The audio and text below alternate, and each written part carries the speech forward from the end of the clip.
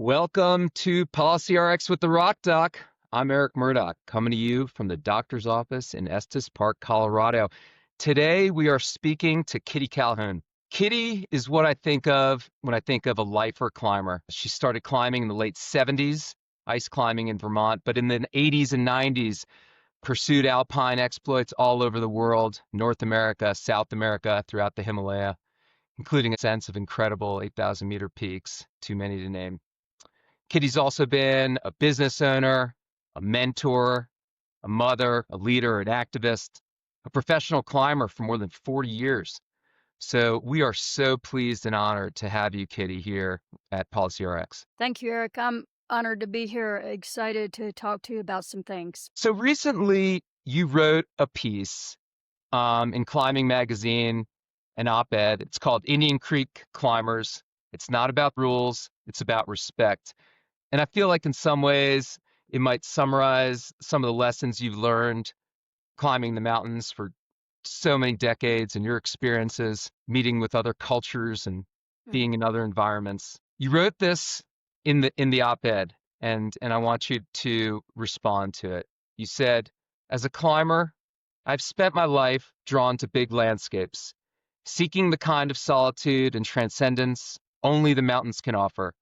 But I've learned, slowly, humbly, that true respect for a place begins with listening to those who know it best." Well, when I tell stories of my climbing exploits, it's all about the climb and how hard it was and what we had to overcome, the extremes of temperatures or run out scary avalanche danger, going without food. But I've realized early on that it's not this summit that counts. It's sort of the journey. That sounds cliche-ish, but the thing is that if you're on an expedition, you're with people, the same people for weeks on end together under stress, and your true personality comes out. And I think that you can't be proud of an achievement. Say you summited, but at the expense of what? How did you treat the others around you? And most important is um how you treat others and how you behave. And that sort of comes from the heart. And we you under stress, people see things in you that you wish they didn't. Because nobody's perfect, right? But the whole focus, though, is to make the summit, but doing it with integrity. And at the same time, it's not just your teammates, but when you're working with the outfitter and go and work through logistics, and then you have a cook at base camp, and it's how you treat the porters, it's how you treat the staff, it's the whole deal. And that makes it exciting because there's so much diversity in the different cultures that I've gotten to visit, and it can and it's challenging. There's kind of a mystery, like, as much as I'd like to understand others' cultures, I'll never truly. So when you were thinking about writing this op-ed, it was obviously a response to an article about some exploits, base jumping in Bears Ears. What inspired you to put your thoughts down into this op-ed, and what inspired you to collaborate with Angelo Baca to respond to the article about base jumping in Bears Ears? Well, there's two sides. One side is that I could feel the pain, that I knew the leaders at Bears Ears Intertribal Coalition. I had spent some time with them and heard their stories, and so I knew that they were feeling pain from this story, and I knew that Angelo could best represent, because I heard him speak. I first heard him speak on the Access Fund webinar after the Sunshine Wall event.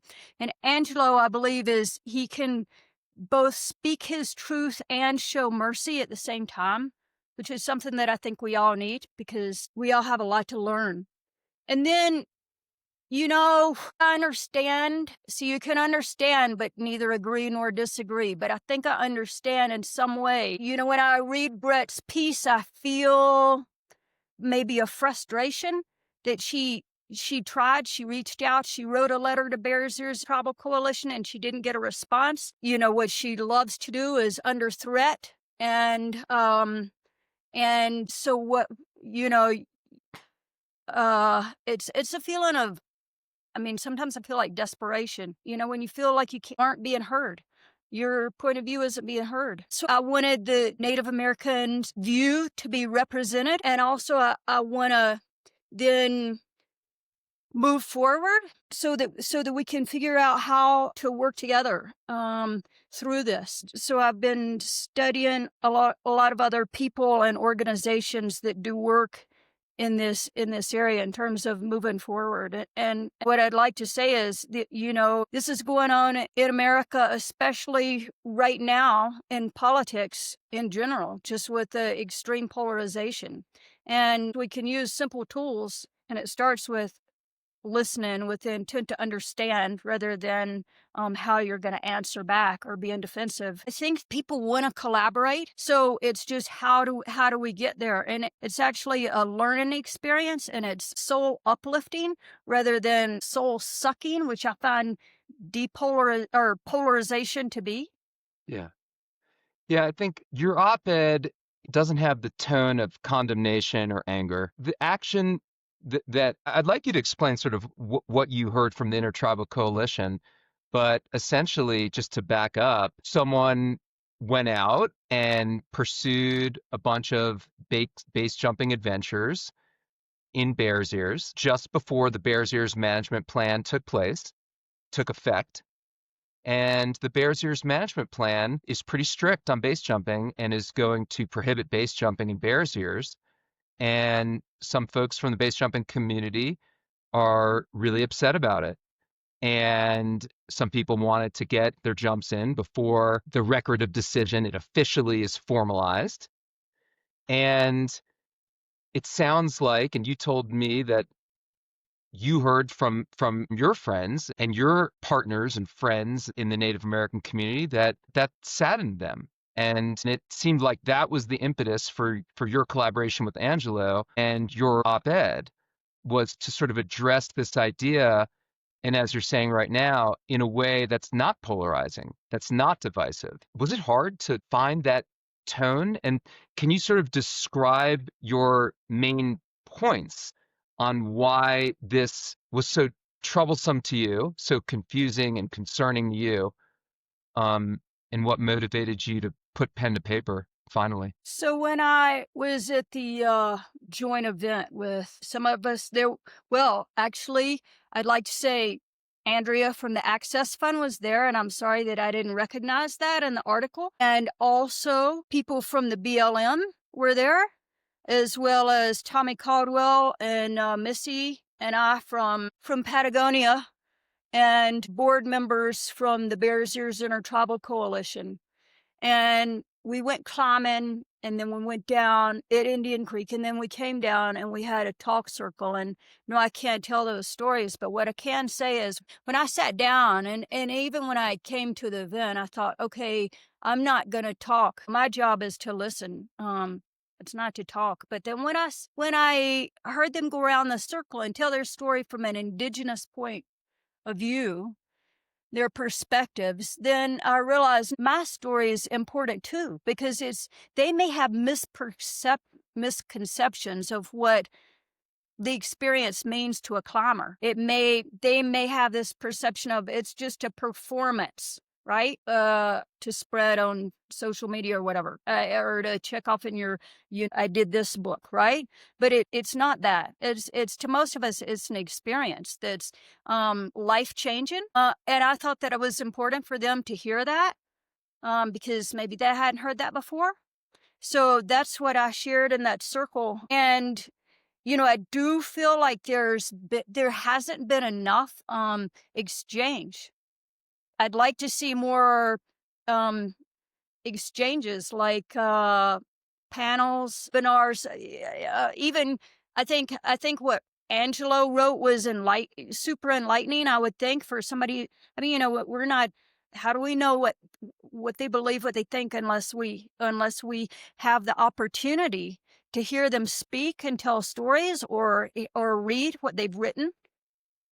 We just don't have enough. I'd like to have more opportunity and more sharing to understand, because we're stronger together and we do have common values, like I said before. Do you think, I think the climbing community, the work is certainly not done, but we've put a lot of work into trying to create these venues where we can talk about these things. And I think that eventually led to the establishment of Bears Ears, the respect, the mutual respect at Bears Ears, and perhaps the base jumping community hasn't gotten there yet. What are your thoughts on that? Or what are your thoughts on Yeah. how this issue came to be in the first place? Right. Well, let me put it back to you, Eric, because I know the Access Fund has been working with Indigenous people. I don't know, when did it start for you? I mean, for Indian Creek, there are other areas, Oak Flat, which congratulations on your recent success. The injunction, it's not over, but that was major success. So talk about the work that the Access Fund, what you've done, what's worked, what didn't work, how long it's taken in terms of working with Indigenous groups. I mean, the Access Fund has a long history with Indigenous groups, and we've made some serious mistakes, Cave Rock being one of the most traumatic ones.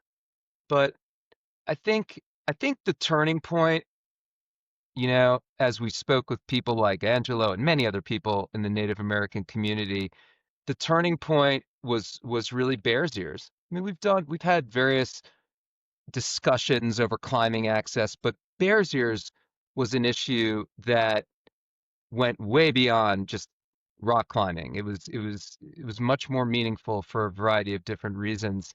And in 2014, at least for me personally, going to an event where someone provided some airplanes and flew around climbers and Native American leaders, medicine men, elders around, but we were flown over Bears Ears, and we all looked down on Bears Ears. It was, we sort of took different flights and matched up the people differently and made sure everyone could speak with each other and provide different perspectives. And that was the beginning of just the discourse, just connection and understanding what the place meant, and what the goals were, and the history and the importance. Yeah, so that overflight of Bears Ears with tribal elders was the moment, I think, when Access Fund recognized the importance of some of the values that you really articulate well in this recent op-ed, and some of the things that you're thinking about a lot.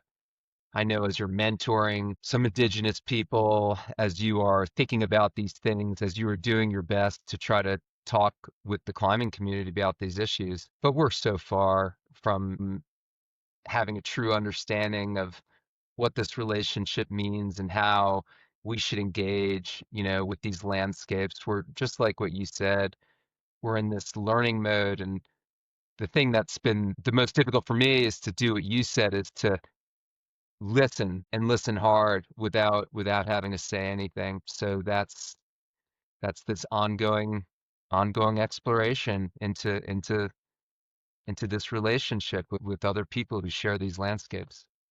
So that's how I see Access Fund's journey, but it's, I feel like we're just getting started. Yeah, I mean, my experience is that, first of all, I mean, I could say a lot about mentorship, but one of the things that I learned right away was, because I was involved with the mentorship program that Scarpa started. But I quickly learned that I'm the one as a mentor doing the most learning.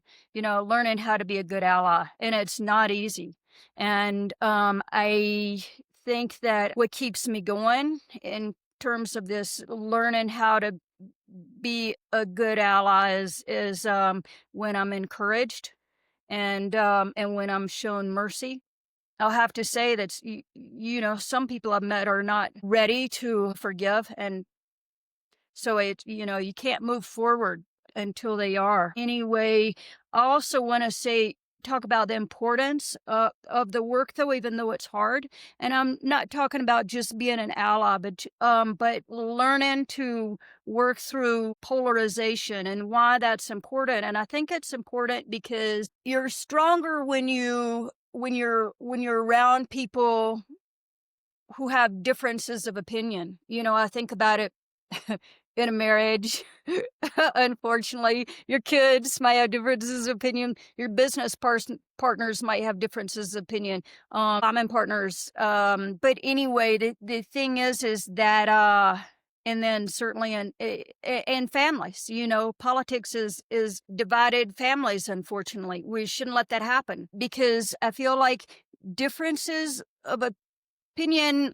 This one woman from Braver Angels wrote this book. I never thought of it that way. So it's otherwise, if we're just surrounded by the choir, we're in our bubble, then we're never challenged, and maybe we're not always right. Like I always wanted to be able to convince somebody I was right, and then I realized, no, that actually be kind of a bully. And what if I was wrong?